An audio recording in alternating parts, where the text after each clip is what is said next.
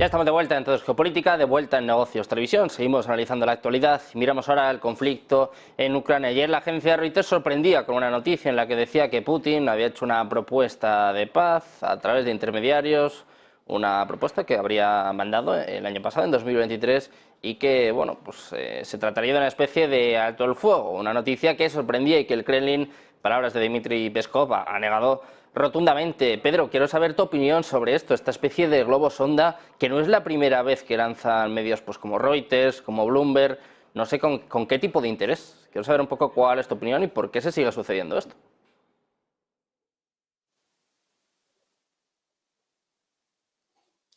Bien, efectivamente, pues lo que está claro es que hay de cada X tiempo hay estos dimes y diretes, pero yo creo que hay que apelar directamente a la fuente más directa y con más autoridad, que es la fuente del propio presidente de la Federación Rusa, Vladimir Putin.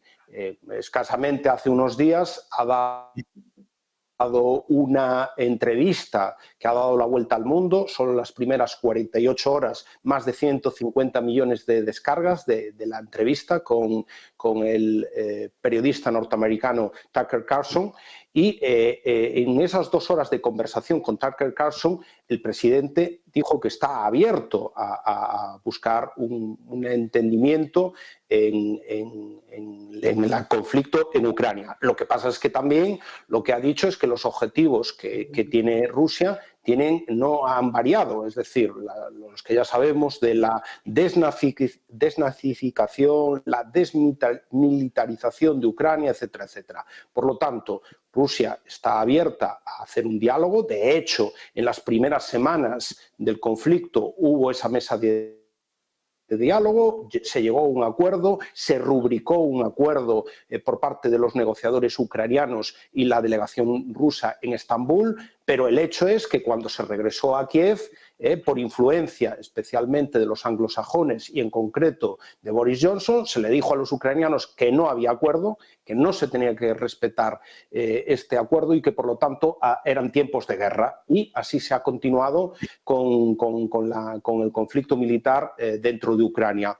La experiencia de Rusia en los últimos años en todo el proceso de negociación en relación a Ucrania es mala porque ha sido sistemáticamente engañada. Estamos narrando o contando lo que pasó en las primeras semanas del conflicto en Estambul, pero también nos podemos retroceder un poquito más e ir a los 2 acuerdos de Minsk, Minsk I y Minsk II, donde, por tanto, por parte de Rusia se intentaba dar una solución diplomática, dialogada, pactada al conflicto en Ucrania, con una solución política fuera de cualquier cauce militar. Y lo único que nos encontramos es que tanto Minsk I como Minsk II, reconocido tanto por los propios ucranianos como por los dirigentes europeos, fue una forma de engañar, de retrasar, la situación en Ucrania para que los ucranianos fuertes tuviesen mayores capacidades militares, estuvieran mejor preparados para enfrentar un conflicto militar con Rusia. Y también, algo también es importante, es toda la falta de los acuerdos verbales que han tenido a la Rusia de que la OTAN no se iba a expandir. Es decir, ya desde que cae la Unión Soviética se garantiza a distintos líderes, tanto en primera época soviéticos como posteriormente de la propia Federación Rusa, que la OTAN no se va a extender, y no ha habido una, sino ha habido 5 ampliaciones que cada vez acercan más las fronteras de la OTAN al lado de Rusia. Por lo tanto, la experiencia de Rusia en todos estos procesos de negociación, tanto en el tema de la OTAN como en los acuerdos de Minsk I, II, como el propio acuerdo de Estambul, es mala. Aún así, Rusia está abierta a tener una solución negociada cuanto antes al conflicto en Ucrania. Insisto, siempre basándonos en los intereses rusos, tienen que ser tomados en consideración, Por supuesto, podrá haber cesiones, pero indudablemente los intereses que ya se han anunciado desde el principio tienen que estar encima de la mesa. Da la sensación de que en este momento quienes están más necesitados de buscar un alto el fuego son los ucranianos y sus patrocinadores occidentales más que la propia Federación de Rusia. Y yo creo que este es un poco el status quo de la cuestión negociadora.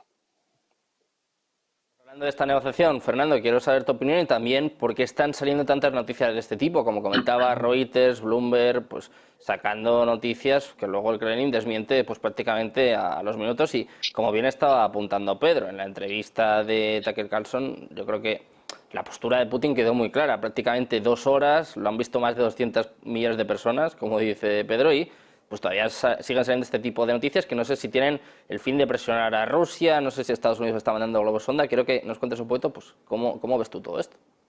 Pues mira, Sergio, es que esto ya cada 2 por 3, efectivamente, como bien señala, salen noticias de este tipo, bueno, o todo tipo de noticias relacionadas con el conflicto en Ucrania.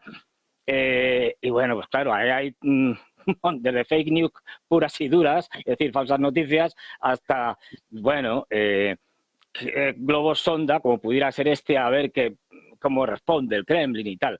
Yo no le daría especialmente importancia, porque vamos a imaginarnos que fuera cierta, que no lo creo, pero bueno, dice, bueno, pues que están abiertos a una negociación. Esto lo ha dicho, como bien señalaba Pedro, lo ha dicho el presidente de Putin y todo el gobierno desde el minuto número 1. Bueno, incluso antes. Es decir, todo esto podía no haber pasado si se hubieran atendido las legítimas reclamaciones y lógicas reclamaciones que hacía el Kremlin antes de que sucediera el conflicto bélico, antes de la operación militar especial. Pero bueno, es decir, con lo cual ya sabemos, y esto ya no es ningún secreto, que los grandes inspiradores, tanto antes como durante, como ahora, de la guerra son los anglos, como siempre, como no podía ser de otra manera, Estados Unidos y el Reino Unido, que son los que tienen interés verdaderamente no solo en intentar debilitar a Rusia, que desde el punto de vista económico han conseguido todo lo contrario. Yo casi, si fuera los rusos, les diría, seguir, por favor, poniendo sanciones, porque es que nos vienen estupendamente, porque esto lo que nos provoca es a hacer un desarrollo propio de un montón de industrias, de la producción, de la innovación, con lo cual es un incentivo que antes no teníamos. O sea, que yo casi que les pediría a los de la Unión Europea especialmente que siguieran poniendo sanciones, porque a Rusia le va estupendamente, le va con las sanciones. No es el caso de Europa, que vamos en caída libre, pero en caída libre. Y esta caída libre no le vemos el fondo. O sea, que la cosa pinta mal, no, lo siguiente. Pero luego es que dices, a ver, hay negociaciones, vale. Esto no significa nada. Es decir, la Segunda Guerra Mundial también acabó con negociaciones, entre comillas. Es decir, o con negociaciones. Incluso hasta los norteamericanos hicieron alguna concesión, por ejemplo, en el Pacífico contra Japón, y dijeron, bueno, vale, que Hirohito se quede, que el emperador no lo tocamos, al resto sí.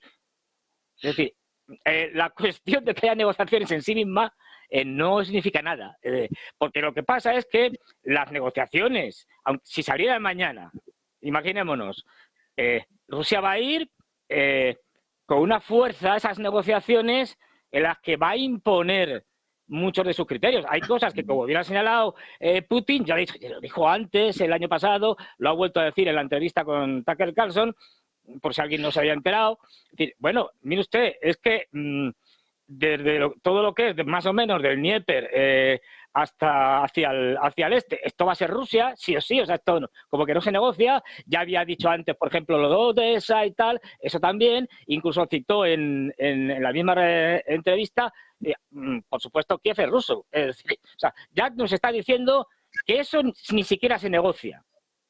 A partir de ahí, con lo que queda de Ucrania, pues se puede ver hasta qué punto. Y bueno, es decir, que no nos pensemos que unas negociaciones van a ser una cosa equidistante en el que todos salen contentos. No, lo que va a hacer Rusia es imponer unas condiciones en el que esas negociaciones se van a parecer mucho a una rendición incondicional de los ucranianos. Además, tenemos a Zelensky y ya hemos visto las tensiones internas que hay dentro de la élite gobernante en Ucrania, tenemos a un Zelensky acorralado que no va a negociar nada, pues sabe que ya no tiene nada que negociar, él, propiamente dicho, y que cada vez está más acorralado.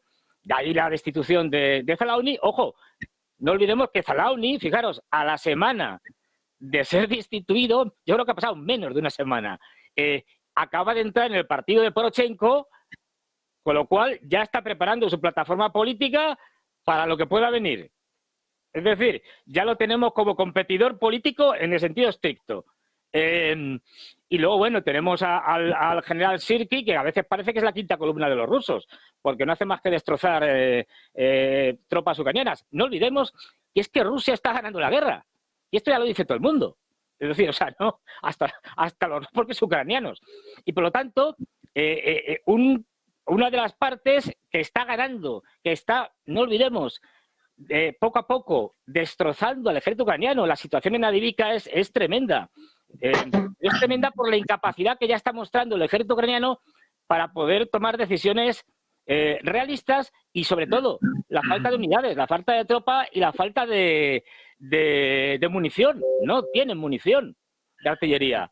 Esto hace, y mis fuentes rusas cada vez me lo ratifican más, que pasadas las elecciones presidenciales en Rusia, que son ahora en marzo, habrá un golpe muy duro. Cuando digo muy duro no tiene que ser, lo digo siempre, no, esto no significa ninguna ofensiva en profundidad, ni nada de esto, que además, tal y como estamos viendo que se desarrollan esta guerra y las futuras, va a ser muy difícil de hacer por parte de cualquiera. No, un golpe duro, de tal manera, en la parte de la línea del frente, donde Rusia cree en ese momento que el ejército ucraniano está más degradado, más debilitado, que lleven al colapso. Lo que está haciendo Rusia es colapsar o llevar al colapso, degradando a las unidades militares. No lo olvidemos, en una situación en la que Ucrania tiene problemas enormes de financiación, enfrentamientos políticos internos, problemas de armamento, problemas de movilización.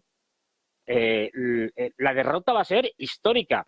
Y lógicamente, yo, por supuesto, si fuera al Kremlin y pudiera hacerlo, lo haría así. Es decir, esa derrota se la van a servir en bandeja de plata al señor Biden, pues este verano, más o menos, para que se la digiera como pueda de cara a las elecciones presidenciales. Entonces, yo creo que es que hay que tenerlo claro. Rusia va a ganar sí o sí, y va a ganar además, como se suele decir, por goleada, ¿no? Bueno, es decir, no hay que darle más importancia a esto que si no, que si hemos negociado, que si negociaremos, que si tal. Sí, hombre, sí, todo acaba con una negociación. Pero hay muchos tipos de negociaciones. Y en este caso, hasta los medios occidentales, en Político, había un artículo, se ha publicado hace unos días, Político, es decir, una revista occidental, no estamos hablando de nada prorruso, ni RIA Novosti, ni... No. Donde salía un comentarista, luego puedo daros el nombre si queréis, es decir, donde decía, no ya que fuera a ganar Rusia, esto ya es obvio, es que la OTAN está acabada, que puede que no dure más de un año, o sea, que nos comamos las uvas y que la OTAN ya no exista. Y esto lo dice Político, y un hombre, digamos, un analista, por lo tanto, pro-occidental, pero es que es tan obvio. Estamos viendo los enfrentamientos internos tan tremendos que hay dentro de la OTAN, es decir, que esto solo se puede saldar con una derrota de Ucrania y con una derrota de la OTAN, porque no olvidemos, el destino de Ucrania y de la OTAN, en cierto sentido, en otros no, pero en cierto sentido están unidos. Una derrota de Ucrania es una derrota de la OTAN, porque la OTAN está metida allí casi completamente. Acordaros de los 40 franceses que estaban de mercenarios, bueno, en fin, todo el mundo sabe que la OTAN tiene soldados sobre el terreno. Esto no es ningún secreto. Así que lo que estamos viendo es eso, pero además con una presión que está viendo ahora mismo en todo el frente, incluso en Bakhmut, están llegando a chasillar, están ya a centenares de metros, están destrozando al ejército ucraniano, que se encuentra en una posición muy difícil. Y si encima con Sirski, que es un tipo que no tiene en consideración ninguna las tropas, por eso digo que parece un quinta columnista, ¿no? Y que manda, ahora está mandando unidades a intentar lo imposible, es decir, retomar Avdiivka. Avdiivka han cortado la carretera, la única carretera que como tal se puede llamar, de asfalto que tenían. Los rusos ya la han cortado, están a punto de cortar un camino de tierra, bueno, y prácticamente lo que estamos viendo ya es soldados ucranianos que tienen que irse campo a través. ¿De qué estamos hablando? Es decir, vamos a ver, es terrible. Lo que es terrible es que un señor como Zelensky siga en el poder y que siga siendo apoyado por la Unión Europea, por Estados Unidos, diciendo pues eso, que va hasta el final, diciendo barbaridades como que Rusia va a atacar dentro de 20 años. Pero ¿qué pasa? ¿Que alguien tiene por ahí una bola de cristal y sabe lo que va a pasar dentro de 20 años? Pero es un delirio belicista el que hay ahora mismo en Europa tremendo. ¿Por qué? Pues porque estamos en una crisis económica en Europa tremenda. El motor de Europa, Alemania, no es que esté gripado, es que está ya destrozado, y porque hay que vender un malo en el cual la población pueda proyectar todos los males que les ocurren por causa de sus propios gobiernos y de la Unión Europea en ese malvado que es Putin, que es Rusia y tal. Tiremos de la rusofobia, tiremos del nacionalismo para ocultar nuestra pésima gestión de los problemas europeos, ¿no? Y en eso estamos, pero es más, es decir, esto yo puedo ver, o sea, cuando dicen, no, es que iremos a una guerra, por favor, y enlazo con uno de los temas que planteabas, pero ¿a dónde va a ir Alemania a hacer una guerra? ¿Con qué? Es decir, pero si no tiene ejército prácticamente. Es decir, es que da risa. Es decir, pero vamos a ver, si es que los propios alemanes lo publican. Salía el de Rheinmetall, el que construye los tanques y tal, bueno, y buena parte de la munición y el armamento, diciendo, para tener un ejército medio normal y tener, por lo tanto, armamento, porque sin armamento no van a ir tirando piedras, necesitaremos una labor de inversión y de producción entre 10 y 15 años. ¿Pero qué me están contando? Ahora ves, si es que Rusia manda una compañía y toda Europa se rinde. Una compañía, ¿eh? O sea, no más. ¿Por qué? Porque no hay, aparte de las desuniones internas, ¿no? Es decir, que los británicos ya sabemos que están a otra cosa, como siempre, a arrasar Europa continental todo lo que puedan, que ha sido siempre su estrategia, ¿no? Entonces, bueno, es delirante, ¿no? O sea, lo de Alemania, ya digo, es para hacérselo mirar, la entrevista que tuvo con Biden, Olaf Scholz, fue de patética, y no hay más que ver las cifras económicas, las manifestaciones de los agricultores por toda Europa, en fin, ¿está Europa para guerras? Pues parece que no. Bueno, pues lo que está claro es que la situación en el frente, en el campo de batalla, pues también está muy